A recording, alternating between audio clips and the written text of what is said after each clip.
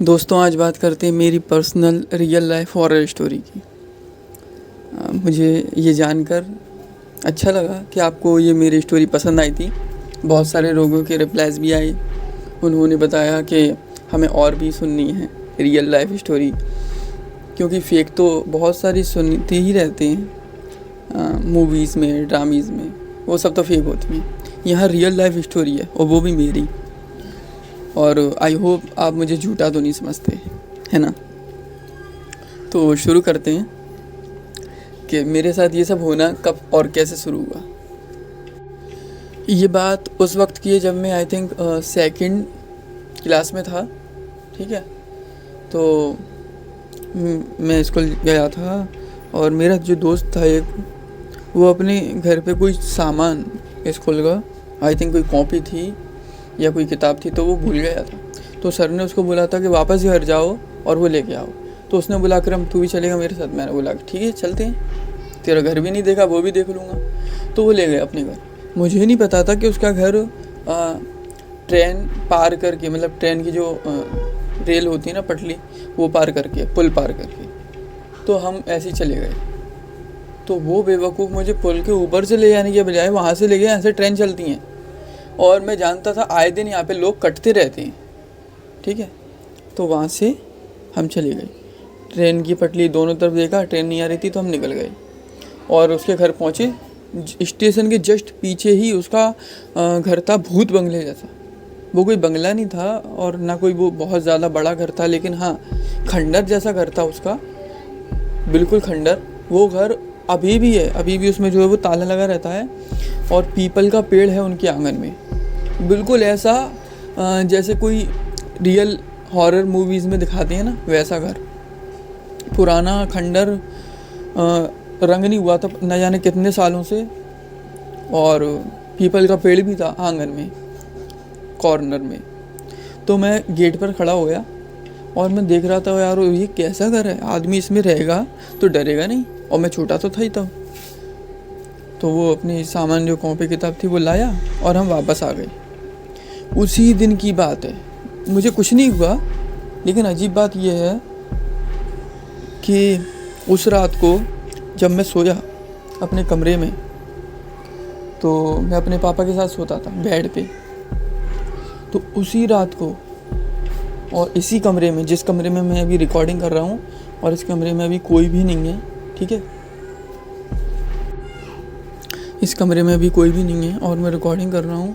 और इसी कमरे में अचानक से आई डोंट थिंक, पता नहीं कितने बजे मेरी आँख खुली। मैंने देखा तो पापा सो रहे थे और साइड में अम्मी भी सो रही थी। अम्मी के पास अरवाज भी था, छोटा भाई। तो पता नहीं मेरी आँख कैसे खुल गई। वैसे आँख नहीं खुलती, लेकिन उसी दिन खुली जिस दिन उसके साथ लाइन रेल की पटली पार करके मैं उसके घर गया था, वो भूत बंगले जैसे में। तो मेरी आँख खुली और मेरी पता है आँख कैसे खुली थी, मेरे पैर से कोई चीज़ टकरा रही थी बार बार। मुझे याद है हम रजाई उड़ के सो रहे थे पापा और मैं। मेरा पैर खुला था, रजाई से बाहर था और मेरे पैर से कोई चीज़ टकरा रही थी बार बार। मैं देख रहा था कि पता नहीं क्या टकरा रहा है। मेरी आँख खुली तो सीधे जो मेन गेट होता है ना, कमरे का गेट, वहाँ पर पड़ी। गेट लगे थे, लेकिन ऊपर पंखा चल रहा था, गेट लगे थे, लेकिन उस गेट के लगे हुए गेट में से, उस गेट के जस्ट सामने एक औरत खड़ी थी। बहुत अजीब थी, मुझे तो उसका फेस याद नहीं है। उसने गले में दुपट्टा डाला था उसके, और दुपट्टा इस तरह डाला था कि दोनों कंधों पे, जिस तरह अपन डालते, लड़कियां नहीं डालती कंधे पे दुपट्टा, एक साइड इधर से एक साइड उधर से, और बीच में इस तरह से डाला था कि बीच में वो दुपट्टे में धनिये भरे थे। ठीक है, धनिये भरे थे और वो धनिये गेट में से, मैं आपको सीन बताता हूँ, आप इमेजिन करना। एक रूम है, रूम का एक गेट है, गेट के जस्ट सामने हमारा बेड है, बेड पे मैं और पापा सो रहे हैं, गेट लगा हुआ है और गेट से चिपक कर एक औरत खड़ी है। औरत के गले में दुपट्टा है और उस दुपट्टे में बहुत सारे धनिये, हरे धनिये नहीं, सूखे धनिये, पीले वाले खड़े, वो भरे हुए हैं।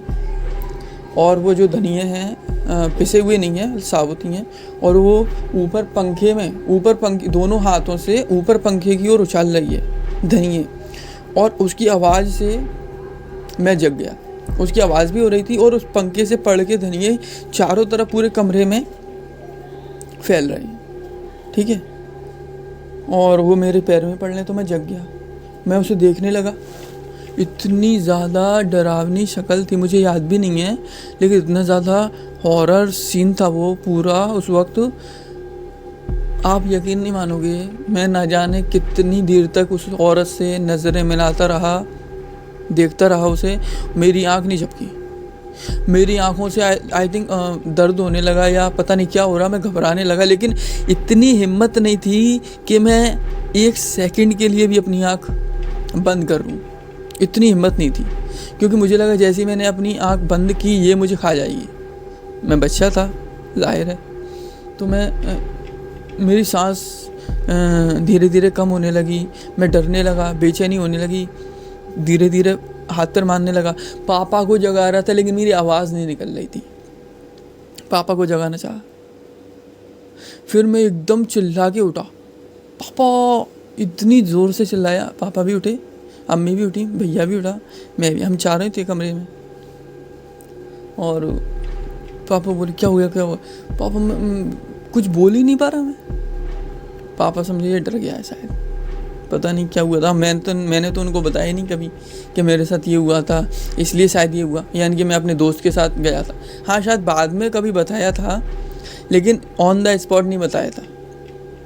तो पापा ने मुझे बोल दिया कि सो जा, तूने सपना देखा हुआ। और मैं आपको पहले बता दूं, ये कोई सपना था नहीं, मैं आपको आगे बताऊंगा कैसे। तो मैं सो गया। थोड़ी देर बाद फिर मेरी आँख खुली तो पापा करवट लिए हुए थे। मुझे नींद नहीं आ रही थी, मैं बस सोने का नाटक कर रहा था। अम्मी पापा भैया सो गए और मुझे नींद नहीं आ रही थी। मैं बस आंखें बंद करके डला था रजाई के नीचे। फिर मैं थोड़ी देर रजाई हटा के इधर उधर देखा, थोड़े से कोई है तो नहीं। तो मुझे दिखा अब वही औरत हमारे बेड के पीछे थी, साइड में थी, साइड में। मेरे पापा जिस साइड करवट लेकर सो रहे थे, यानी कि तो उसी साइड थी वो, बेड के जस्ट पीछे थोड़ी सी जगह में, और वो नीचे बैठी हुई थी। मुझे बस उसकी आँख दिख रही थी। और यकीन मानो इतना ज़्यादा डरावना था वो पल, इतना ज़्यादा। उसने मेरी तरफ धीरे धीरे हाथ बढ़ाया, जैसे वो मुझे पकड़ना चाहती है। अजीब बात यह है कि मैं अभी भी वहीं पर हूँ जिस कमरे में ये सब हुआ, और अकेला हूँ। तो धीरे धीरे जब उसका हाथ बढ़ रहा था, मैं उसके हाथ को देख रहा था, और मुझे अभी भी याद है कि उसके हाथ पर एक निशान बना हुआ था। और मैं बता दूंगा आपको कि वो निशान कैसा था, वीडियो में लगा दूंगा, ठीक है। तो कुछ इस तरह का वो निशान था।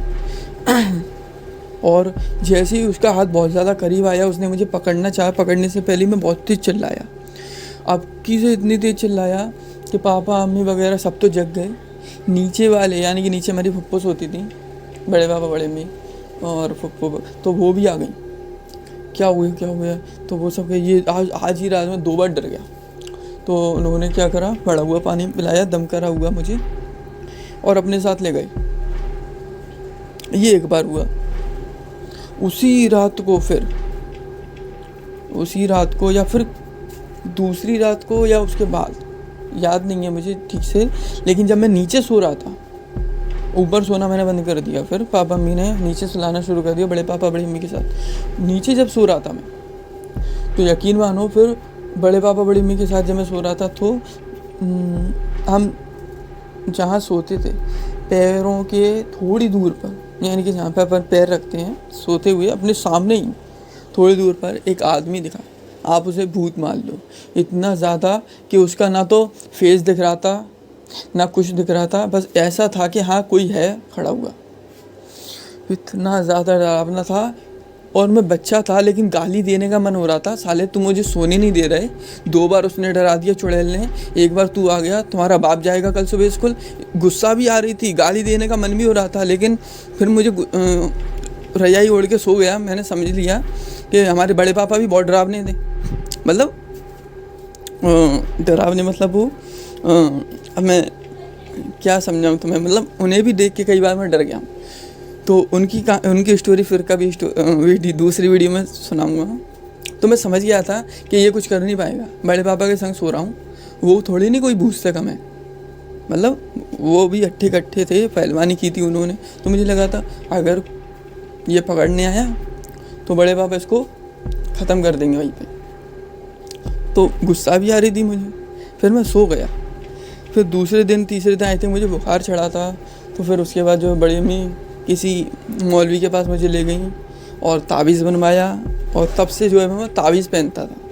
तब से ये सिलसिला शुरू हुआ, मैं ताबीज़ पहनता था। मेरे घर में कोई ताबीज़ नहीं पहनता था शुरू से, नॉर्मली भूत वगैरह तो कोई बिल्कुल नहीं, लेकिन बस मैंने ही पहना है शुरू से।